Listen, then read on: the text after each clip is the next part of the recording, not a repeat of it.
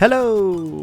Happy Wednesday. I do apologise for the video being late. I did try and do this earlier, but I've realised that for some reason with OBS version 32 I was having trouble capturing the various audio streams I use for Game of Day, such as the voice separate from the audio.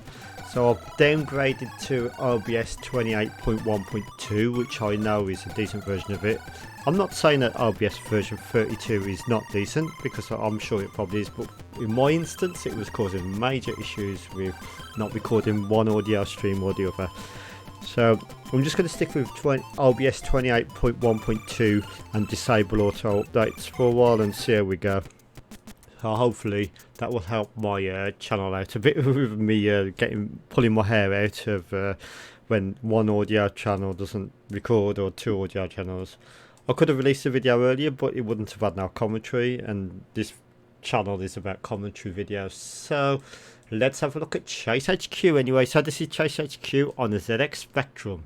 Now we had this back in the day. I remember my late father bringing this home from wherever we brought it from, maybe the local computer store. There was a place called Miles Better Software near us, and I'm going to guess he probably bought it from there. I can't ask him because, for obvious reasons, being he's a late father. But this was a full price game when he brought it home, and I do remember vividly. We had the Spectrum on a black and white TV, maybe in a different room. I think it probably was upstairs. But I remember him bringing the Spectrum downstairs to play on the rented Ferguson 21-inch TV we had. And I was absolutely blown away, and so was my father, to be honest, with the speech and everything on this game. The Spectrum port of this is brilliant, especially if you're a 1 to 8K user. 48K users, they also got to experience the game pretty well as well. They didn't have the speech or anything, but it did have a lovely additional rendition of this music that you can hear now. If you can avoid my voice, let me just press enter for the no, actually don't press enter, because that cancels out the music. It had a beeper rendition, but it was only present on 48K machines. If you allowed a 1 to 8 in 48 mode and then try and load it, it's not present. So I think the game checks the CRC ROM checksum, and if it matches, then it plays the beeper music. I'm not sure the ins and outs to that, but check it out if you want to do. If you've got both a 48 and a 1 to 8 machine, just load it in on a 48, and then a vintage 48, and then load it in 1 to 8. Okay.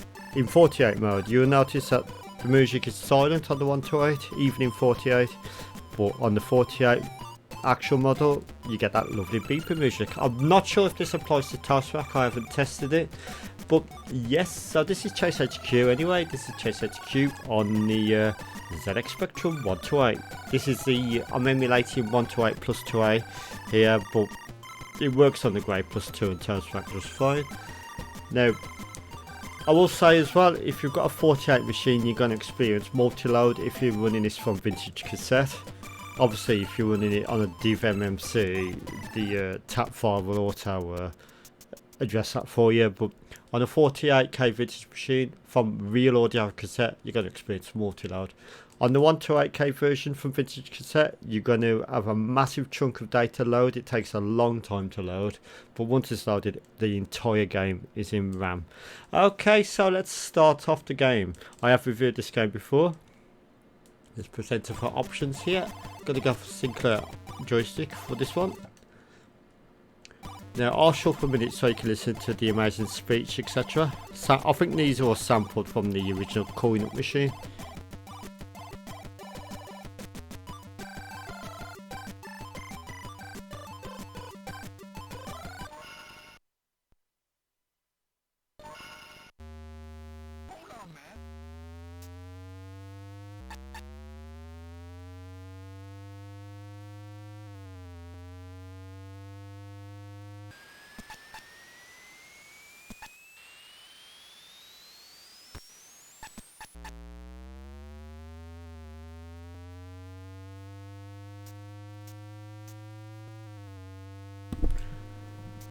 So I do believe some of them are sampled in very low quality, but it doesn't matter on the Spectrum of this day and age.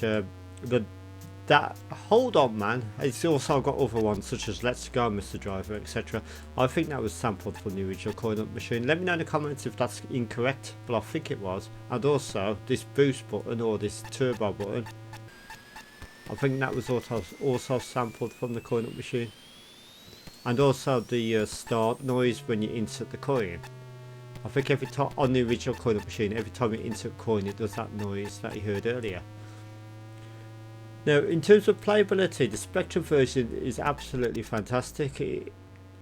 It's like one of those Spectrum games that shows the Spectrum doesn't need the 16-bit data bus of the Amiga, the Atari ST, if you like. It plays just brilliantly. Chase HQ on the Amiga and the Atari ST is a bit ropey, to be fair. It's not bad, but it's not good either. It's certainly a lot better than the Outrun port on the there's another speech selection, Atari ST and Amiga, but Spectrum and Amstrad CPC, in fact, sort of like with the playability absolutely did a lot better than the Amiga and Atari ST in some respects, and this is one of them examples. Yeah, it doesn't look as nice, but the playability is much greater. I'm going to go out on a whim here and say even the Spectrum version of Outrun is much more fun to play than 16-bit versions on both the Amiga and the Atari ST. I think even though it was slow on the Spectrum, that's one of the reasons it's criticised. I think it was a much more fun to play game, to be honest. I mean, I always go back to Outrun on the Spectrum, even now, even in 2025. I have never once wanted to sort of go back to Outrun, the original Outrun. I'm not on about the Cannonball, of course. The original Outrun on the Amiga. I mean, I just thought Outrun on the 16 bits was weird. Anyway, we're not talking about Outrun, we're talking about Chase HQ, and what a brilliant game this is on the Spectrum. Amstrad CPC version I do like as well. I think I prefer the Spectrum version to the CPC version just because of its pure raw speed. I think the CPC version is a bit slower, but the CPC version does have advantages of more colour. Commodore 64 version is just pants, so yeah, the Commodore 64 version isn't great. But yeah, what do you think of that one? What do you think of Outrun on the Spectrum? We've completed the level. I think Chase HQ on the Spectrum, especially the 1 to 8, it deserves a 10 out of 10, to be honest. And if you've got a 1 to 8 machine like I'm emulating here, it would just go seamlessly into the next level without any troubles because it's all in RAM. As you can see, straight into level 2. If you've got a 48 machine, vintage cassette, you're going to be pressing play on tape and loading the next level in before you get to see this. So yeah, that's Outrun on the ZX Spectrum, 10 out of 10. So happy Wednesday, thank you for watching,